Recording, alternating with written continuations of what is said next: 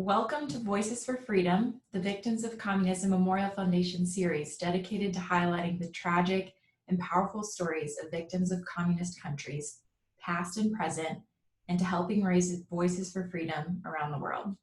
I'm Ashley Davis, Director of Public Affairs, and I am pleased to present to you today Joseph Kim, a North Korean American human rights activist. Joseph Kim is an assistant and expert in residence on the Human Freedom Initiative at the George W. Bush Institute. He was born and raised in North Korea. At the age of 12, his father died of starvation and he was separated from his mother and sister. In 2006, Joseph escaped North Korea and went to China. In China, he connected with an international NGO called Liberty in North Korea, known as LINK. A year later, with the help of LINK, he left China for the United States and claimed refugee status under the North Korean Human Rights Act, which was signed by President George W. Bush in 2004. In 2013, Joseph delivered a TED Talk on the importance of hope and published a memoir, Under the Same Sky. Joseph interned as a research assistant at the Center for Strategic and International Studies, Korea Chair. He's a former American Needs You Fellow and Council of Korean Americans PSI intern. He completed a BA in Political Studies from Bard College and published a thesis titled Marketization in North Korea is Corrupting the Corrupted. During today's event, We Can't Do Everything, but We Can Each Do Something, Joseph will give us an overview of his story that will help us to recognize the lengths dissidents like him will go to reach freedom. We are privileged to have Joseph with us here today to share his story. Following his presentation, we will have a discussion with Joseph, drawing upon questions submitted by the audience. You can submit your questions to Joseph throughout the event using the Q&A function at the bottom of your screen. And with that, Joseph, I welcome you and invite you to share your story. Thank you so much for that kind introduction. I have not done, this is one of my first virtual events, so I'm a bit nervous, so stay with me. I'm from North Korea. I was born and raised in North Korea.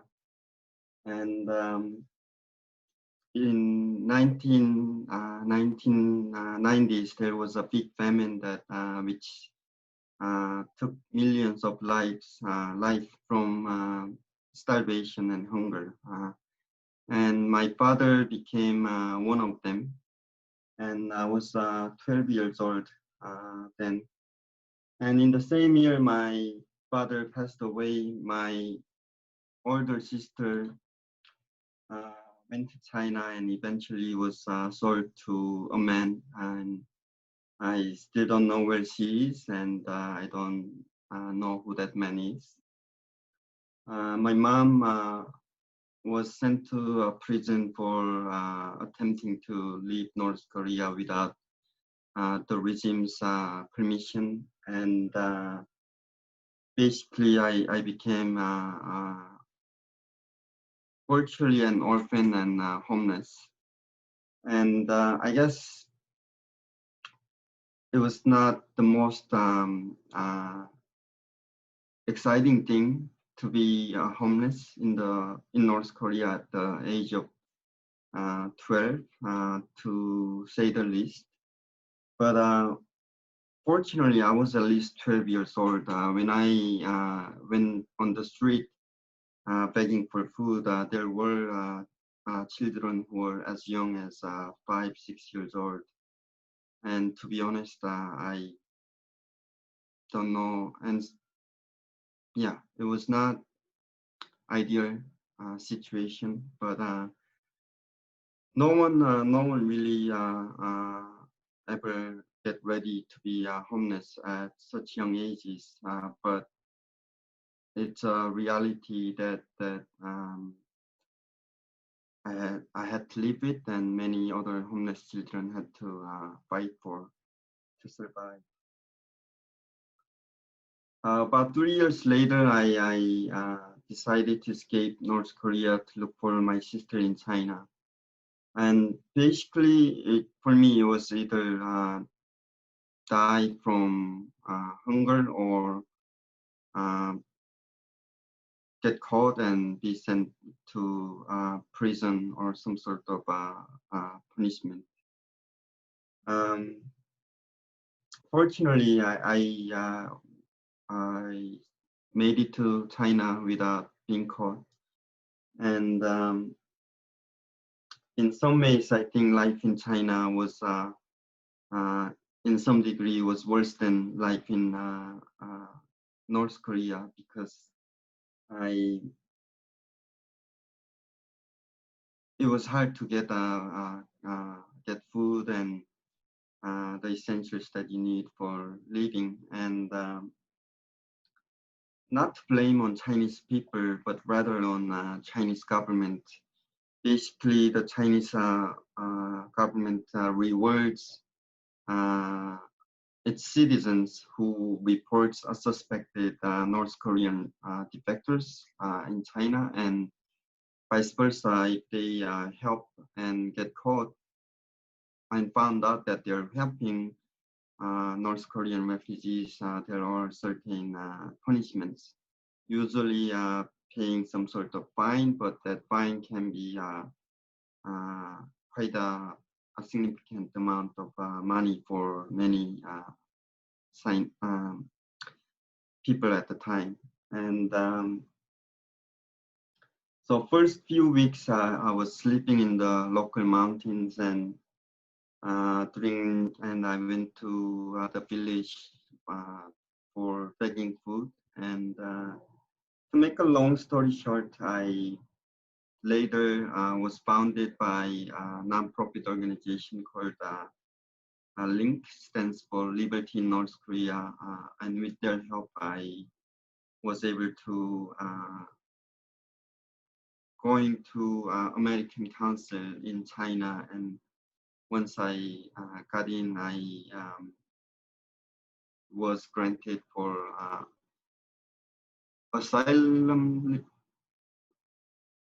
I obviously didn't know the difference between the refugee versus asylum case, so I don't, to be honest, I don't know in which under what case I came. Most likely, I came here as an asylee. In America, obviously, coming from lack of education and not knowing pretty much anyone in the States, and also not knowing a lot of English, well, in the sense that I couldn't even say I'm hungry. There were a lot of challenges, but I think since I came here at a relatively young age, I was able to assimilate into the new culture relatively faster than what most grown-ups would have done.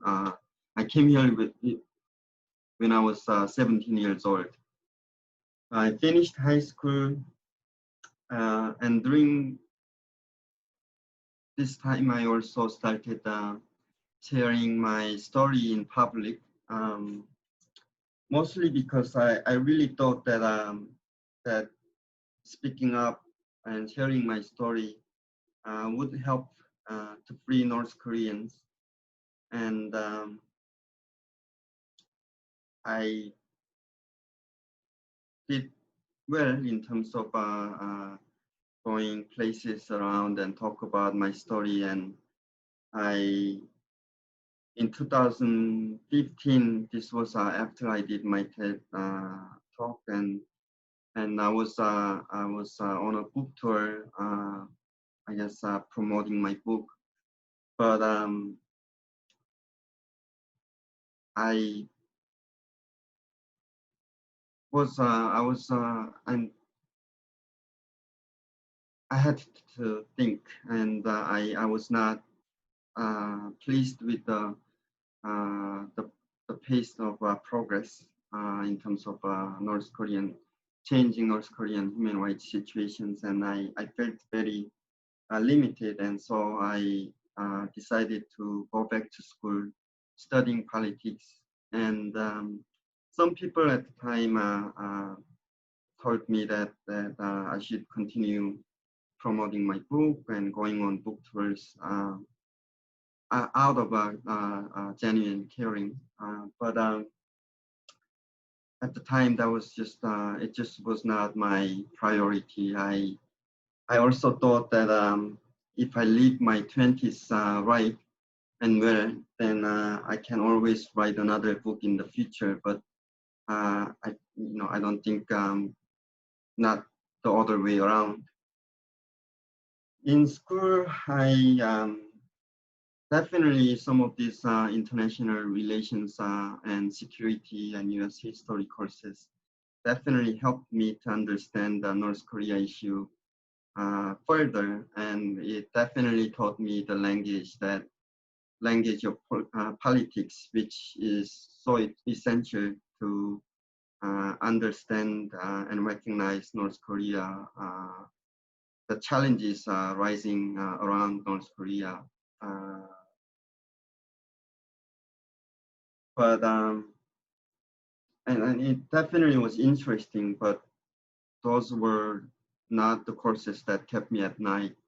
And I was mostly interested in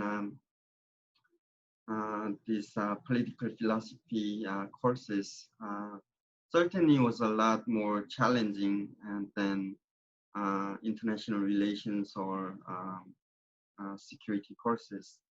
But I think those classes were very eye-opening, but also thought-provoking.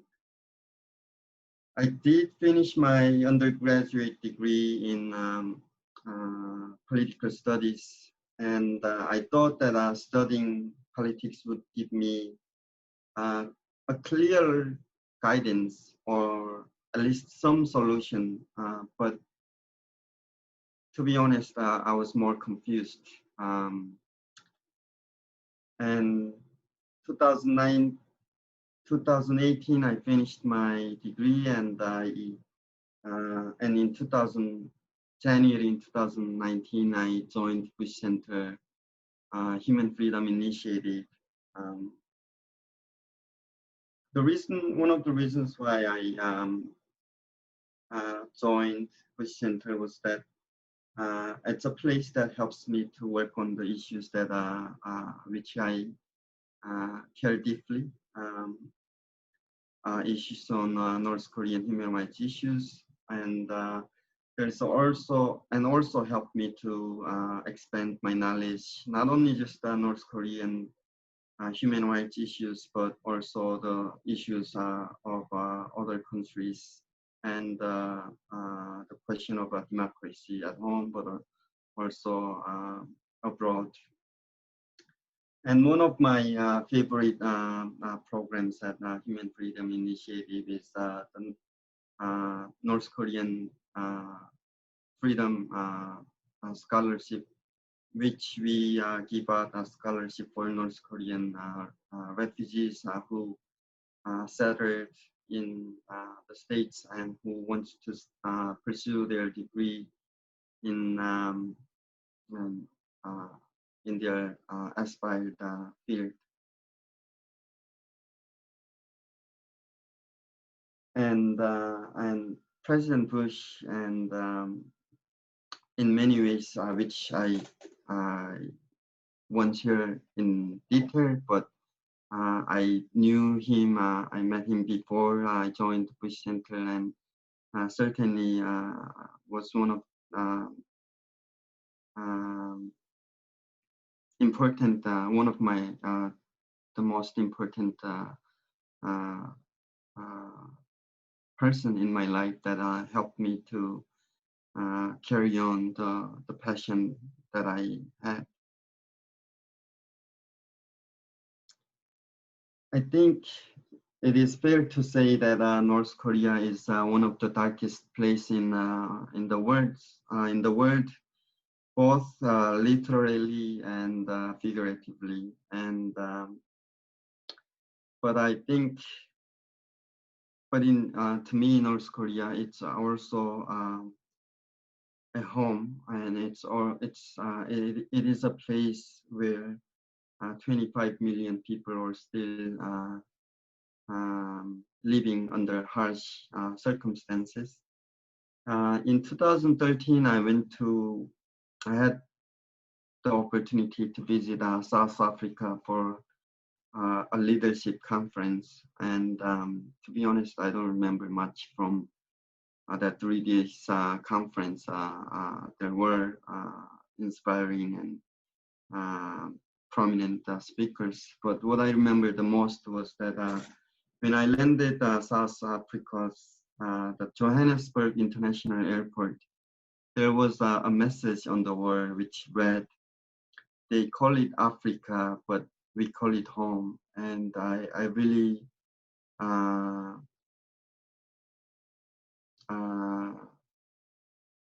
yeah, I was struck by that message. In many ways, I think I can say the same thing. Yeah, North Korea is a place. It is a weird place to say the least, but or to put it mildly. But for me, it is a home and it's a place close to my heart, and I hope that I would be able to go back to North Korea one day, and hopefully, I mean, in a free North Korea. Obviously, I can't go back now, and certainly, I think it's getting harder and harder to maintain a hope and to protect that optimism about the future of North Korea.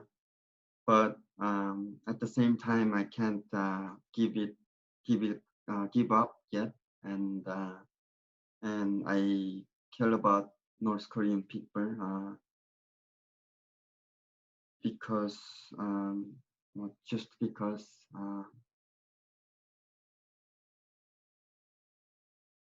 and you know, even today there are so many North Korean refugees hiding in China,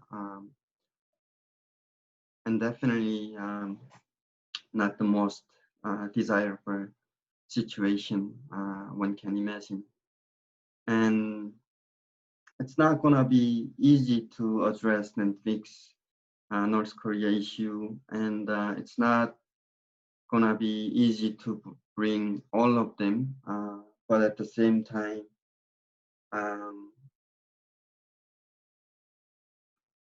it is a fight worth continuing, and I intend to continue my work because that's what I care about. That's I know that I haven't actually addressed to the point of my this event's title. It's an op-ed that I wrote for my work and regarding refugee issues, and I actually lost my train of thought, so I will end here, and I'm happy to answer as much questions as I can. So thank you. Wonderful. Thank you so much, Joseph, for sharing your story and for your courage in fighting against communism. Before we turn to some of the questions attendees have already sent in, I want to remind those in attendance that you can submit your questions to Joseph using the Q&A function at the bottom of your screen. So now I will turn to some of the questions that have already been submitted. And Joseph, I know that you were kind of getting to this regarding the title of your recent op-ed. So will you share a little bit about what this phrase, "we can't do everything, but we can each do something," will you share, what does that mean to you? For me, I wrote about this in an op-ed. Voltaire, I think I have not read his books, but I do remember reading a quote says, every man or guilty of not doing the goods that he did not do. I certainly don't have any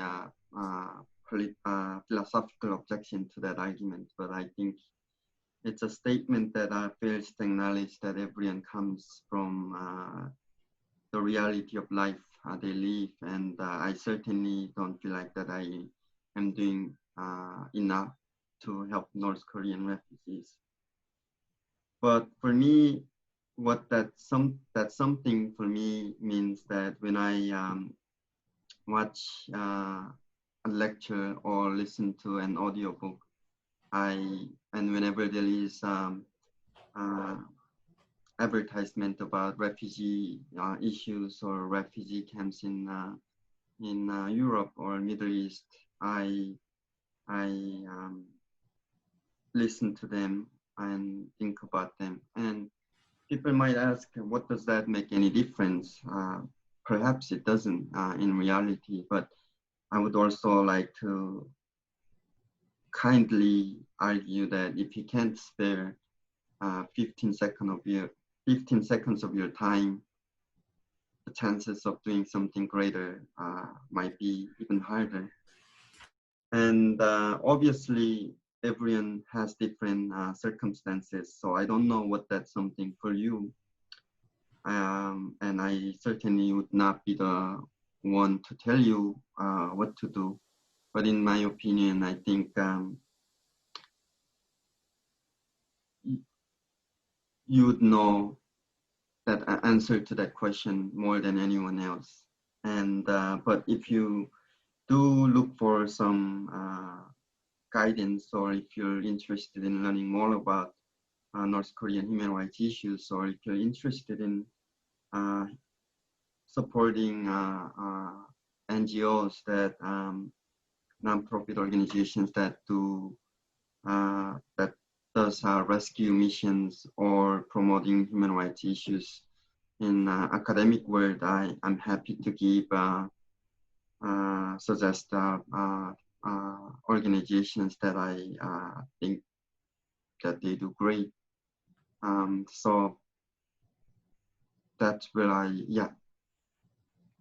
Wonderful. Thank you so much. And we've gotten some questions about, what are some things that ordinary citizens in the US can do right away to help North Korean people? So I know that you answered that a bit about, supporting organizations here in the US that are helping to support North Korean people. So I know we can send some of those suggestions that you have to our attendees here today. But if you have, any other specific suggestions, I know people are very interested and would love to hear those.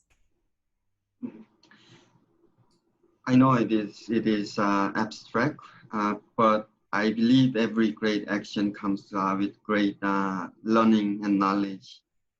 And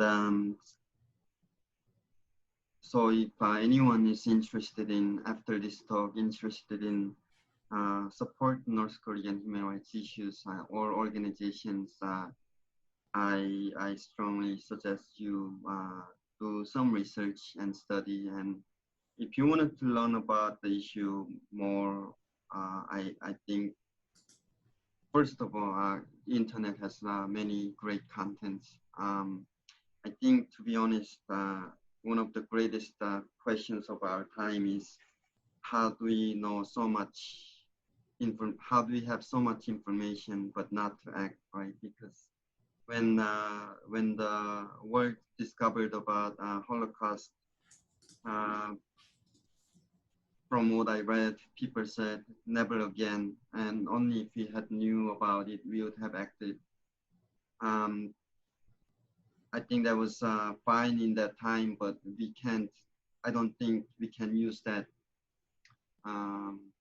quote unquote as an excuse to not doing enough. I think so. If you're interested in helping organizations that bring North Korean refugees from China to US or South Korea, link definitely is I think one of the best the organizations that does great work bringing North Korean refugees to freedom. And usually, I think it costs about $3,000 to bring, save a North Korean refugee from China to either US or South Korea. And yes, that can be a lot of money for many of us, but you know, you don't have to if you have $10 extra to spare, every penny counts.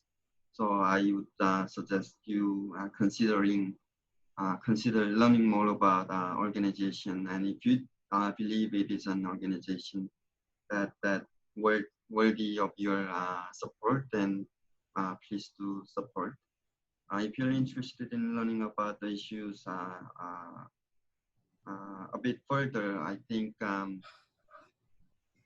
I believe that HRNK should, now I forgot what HRNK stands for.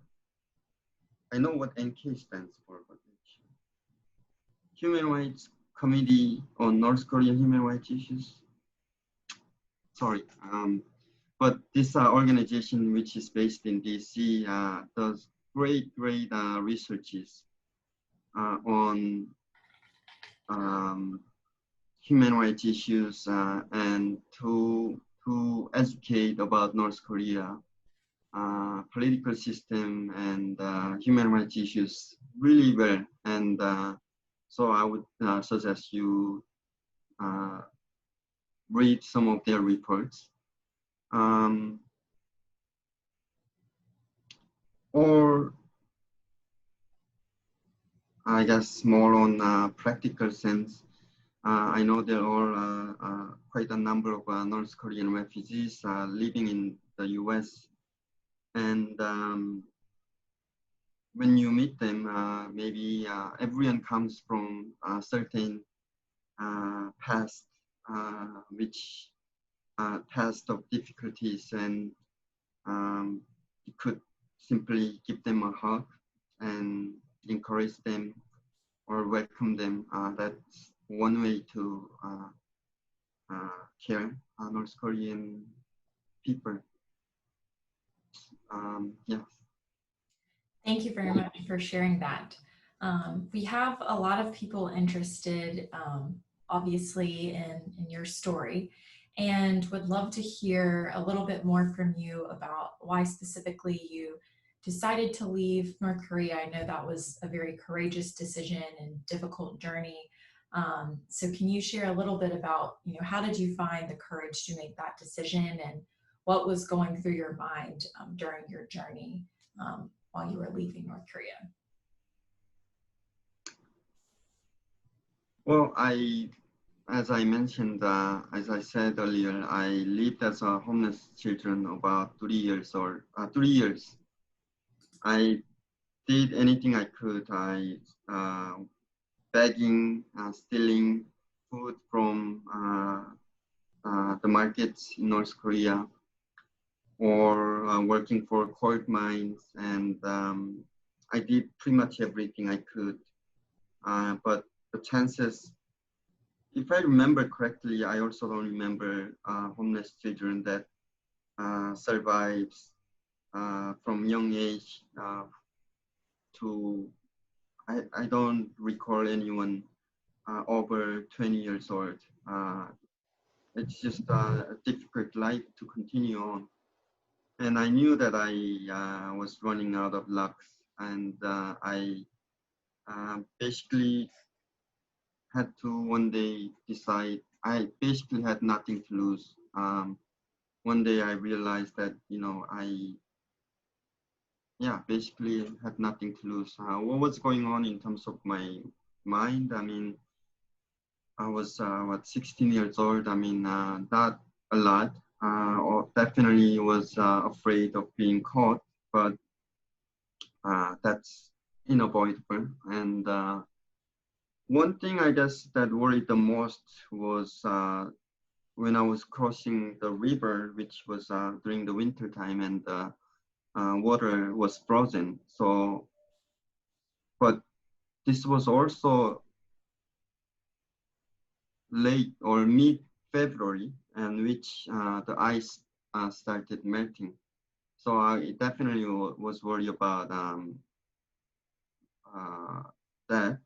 But I also remember that growing up in North Korea, I heard that the North Korean governmental officials informed us that the river is charged with electricity with 3,000 voltage or something. And I barely finished the elementary school, so I didn't know enough about science, and I wasn't sure whether that electricity would come through the ice or not. So that was one of my concerns. But in retrospect, that's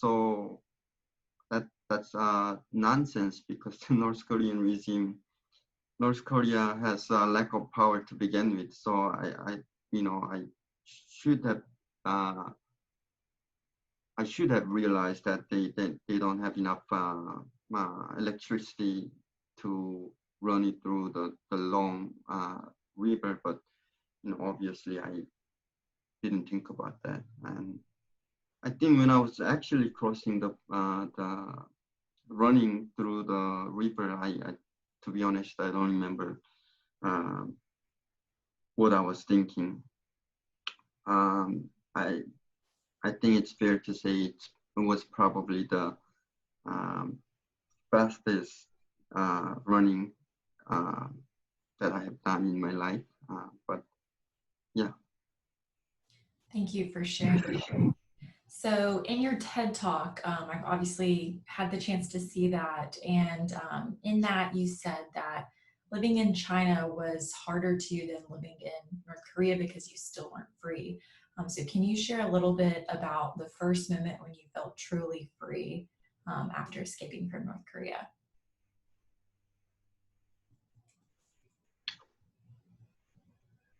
I think it's probably what the concept of freedom is. It's complex. So and I don't plan to claim that I know what it is in academically, but probably I think when I entered American embassy or consul in China was uh, not immediately, but I realized that I was at least safe from being caught by Chinese authorities, because I was in on American soil, and I was protected by uh, American soldiers within the building, so I definitely felt safe. Yeah. Great. Thank you for sharing. So we're getting some great questions here. One is, you explained that you thought it would be helpful to share your story once you arrived to the US. And I know that took a lot of courage. What inspired this decision and what gave you that courage to speak out? I think I was mostly driven by a hope, and not a hope, mostly a belief that my when people start sharing the story, that things will get changed, and it did change. I think a lot of attention has been raised, not just because of me, but with the efforts of many other North Korean refugees who also shared their story. But I think I was also not, I was frustrated with the slow progress. Um, so mostly I truly believe that that things will get changed very fast. And I think, and I also didn't know about international politics or politics at all. It was the language that I didn't speak at all. So I was unaware of the complexity of North Korea issues politically.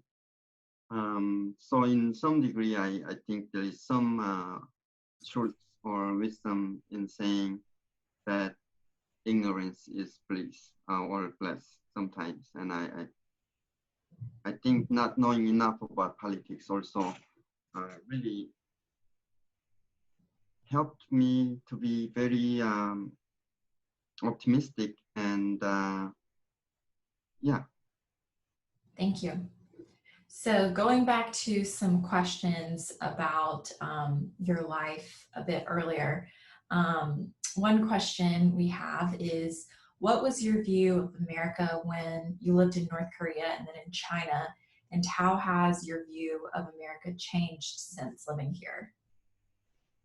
Well, that's an easy question, but that it's I don't think much has changed in terms of how I view about America. But more, how do I say this? I think I'm getting used to throw away some leftover food, which I'm not sure. Yeah, and so in that sense, I think I'm becoming a bit more Americanized, and I don't think that's. Sorry, I'm struggling with this question. Can you repeat the question? Yes, no worries. So the question was, what was your view of America when you lived in North Korea? And what were you taught about America growing up? And then how did that view of America perhaps change once you were here in the US? What I had said earlier was completely irrelevant to that question, and so just forget about what I said earlier. No worries. I think, I mean, in terms of when I was growing up in North Korea, I mean, people at such young age, as early as in kindergarten schools, you grow up with images of American soldiers killing North Korean citizens during the Korean War back in 1950s. So it automatically, I mean, the regime trains and educates young people to hate America since such a young age. And I was not, I was one of them, and I truly believed in what I was learning. But I guess that was changed when I went to American consulate, because as I mentioned earlier, there were American soldiers, ununiformed, but were protecting us 24 hours. And I don't think they were allowed to share any snacks with us by I don't know, regulation. But they definitely came to me and shared with others some of their snacks, either candy or a piece of pizza. Actually, was was my first time trying pizza. I was in from that American soldiers who shared their piece. And obviously, I did not speak a word of English at the time, so there was no way that they could tell me what it was or what. So basically, these soldiers would show me their muscles and saying, if you eat this, you can have like big muscle. I guess that was their way of communicating why they were sharing that snack with me. So I think that human to human interaction definitely changed my perception of America and Americans, and I certainly realized that they were not as bad as what I was taught to, what I learned. So I think that human to human interaction definitely helped me to change my view on Americans and America, obviously. Thank you for sharing. So did that connection influence your decision to move to the United States? And when you were connected with Link, did you have a choice as to where you were going to be moving? Yes, I could either go to South Korea or the United States. It's a long story, but basically I decided to come to US because in the US at least I knew one person that who helped me escaping China versus going to South Korea. I would know anyone. So even though I didn't know uh, any math, I knew that one was greater than zero. So that was one. I number two, I learned in the embassy council. I also learned about South Korean society, and based on my long assessment, I thought that I would have I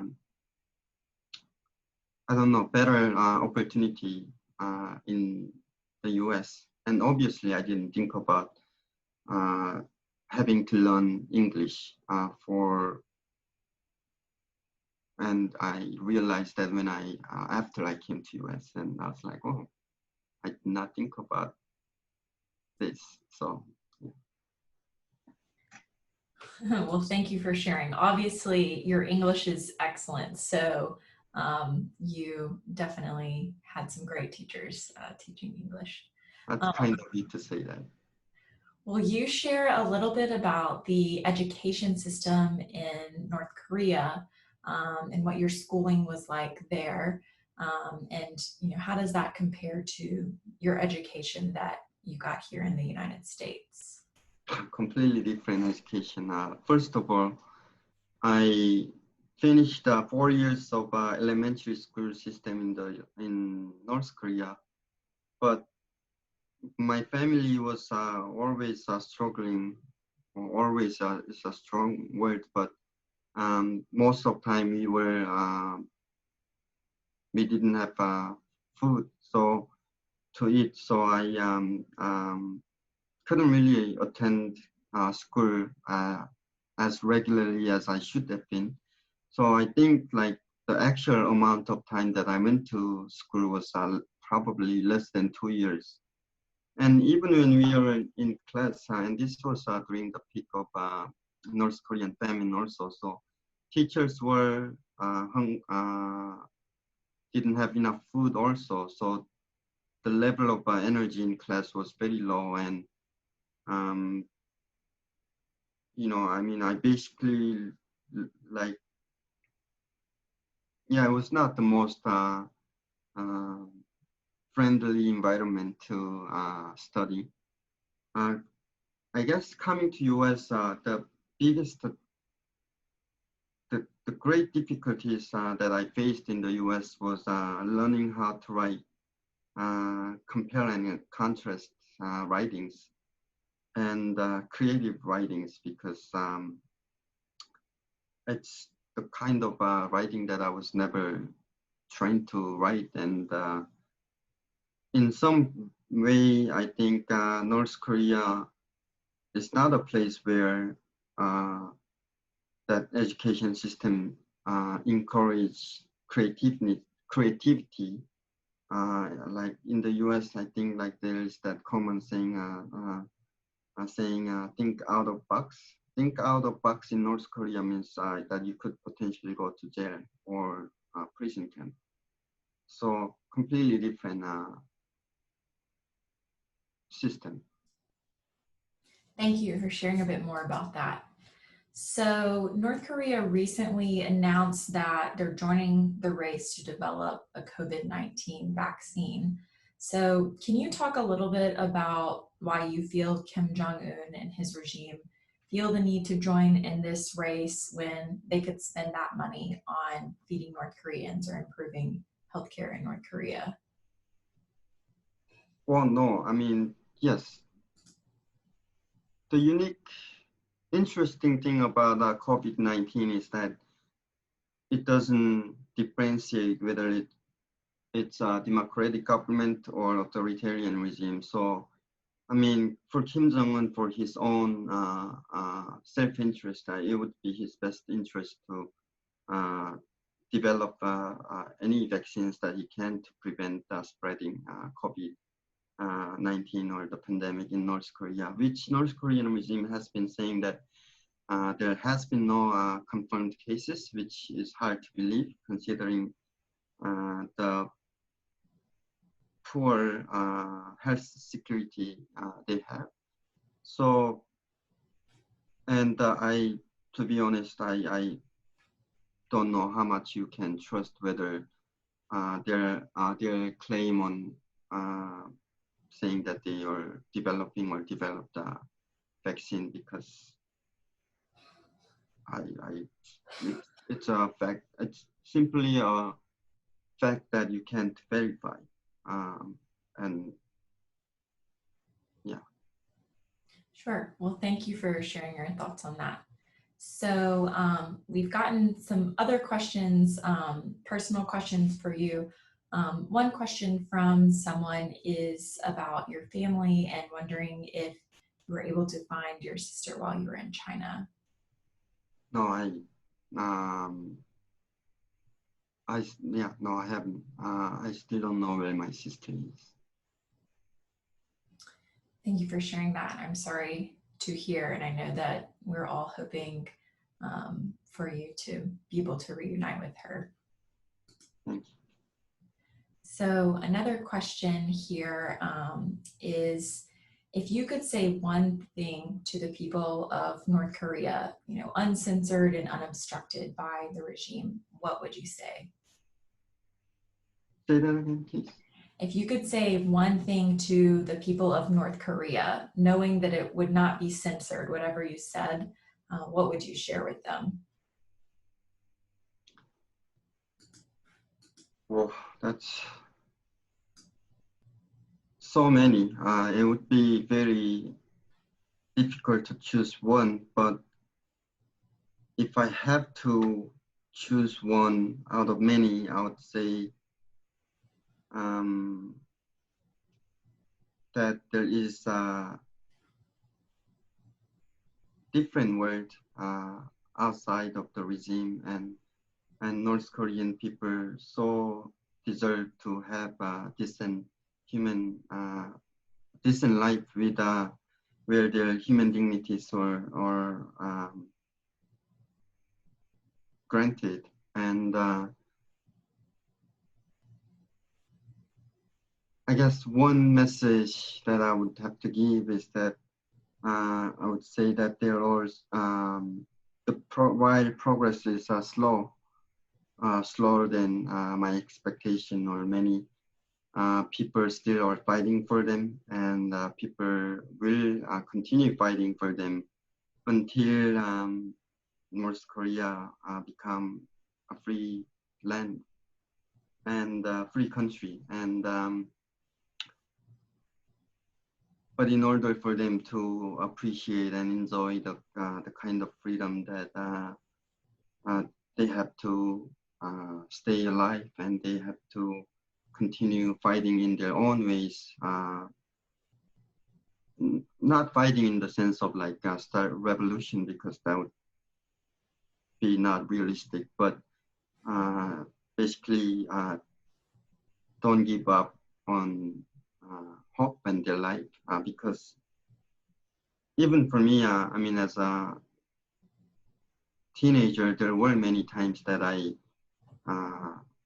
not seriously, but enough of time where I was thinking about quitting to leave, because it was just so hard.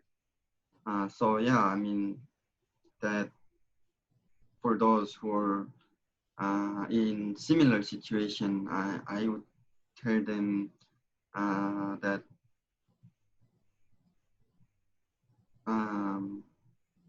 don't give up yet. Thank you. Thanks for sharing that. So another question we have is, what can U.S. residents do to support local residents like you who have fled communist regimes? And how can we encourage people with experiences like yours to speak out?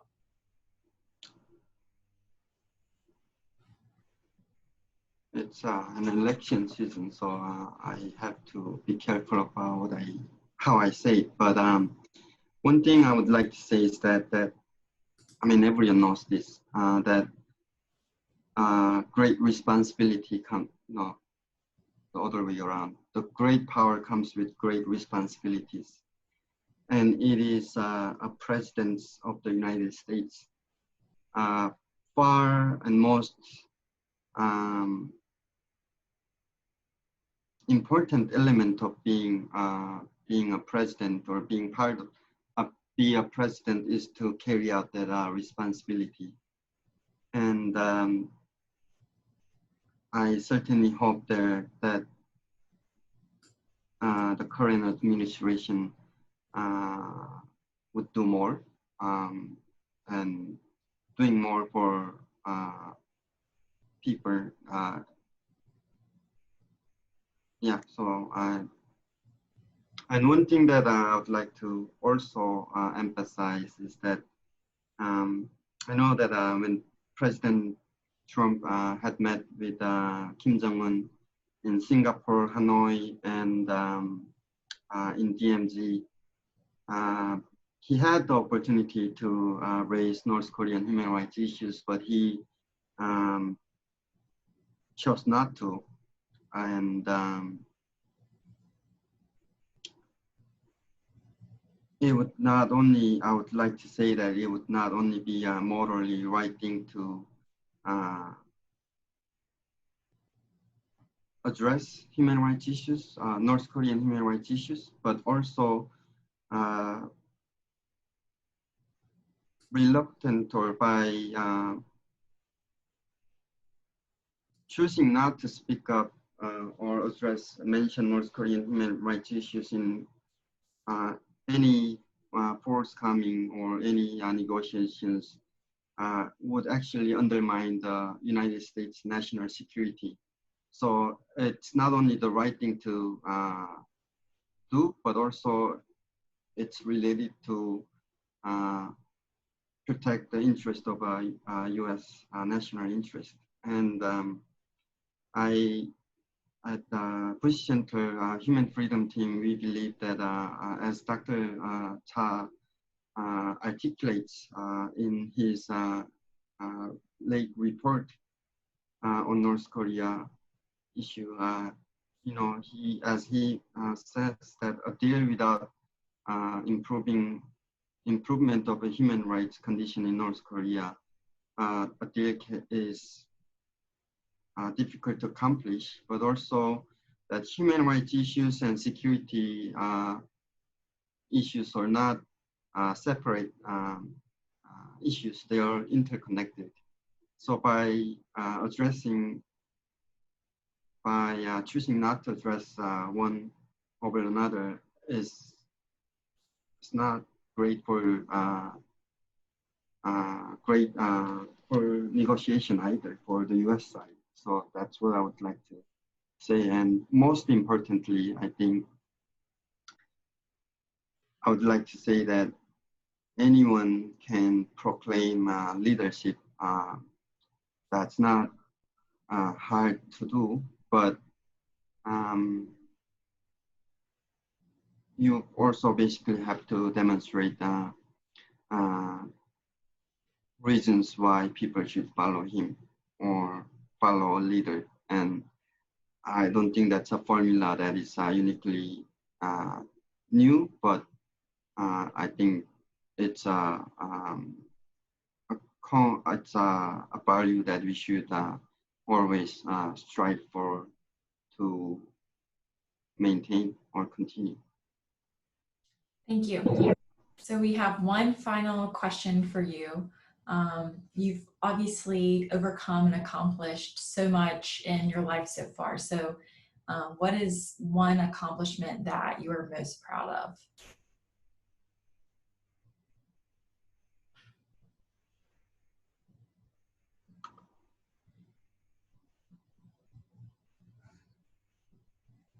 Give me a second. I haven't really thought about that.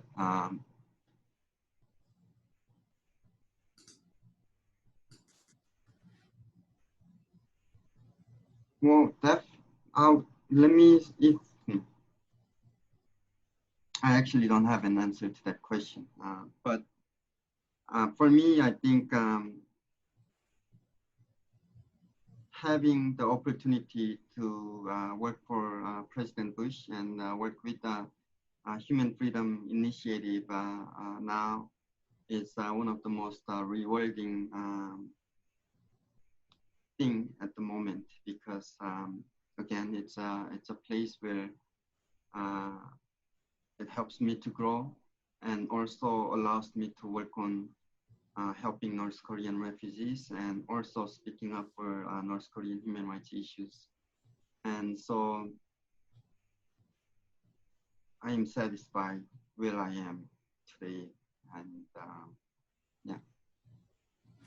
Wonderful. Well, thank you so much, Joseph, not only for joining us, but for also helping us properly understand what life under communism is really like, and for your continued bravery and sharing your story and fighting for freedom for the people of North Korea. And thank you to all of our attendees for joining us here today. Please join us for future events in the Voices for Freedom series, where we will hear from more witnesses from current and former communist countries. I would also like to invite our attendees to join us tomorrow at 11 a.m. Eastern Time for our Captive Nations Week Summit. You can find more information about upcoming events, including the summit, at victimsofcommunism.org. You can also follow our work on Facebook and Twitter at VO Communism. For the Victims of Communism Memorial Foundation, I'm Ashley Davis. Thank you all again for attending, and have a great day.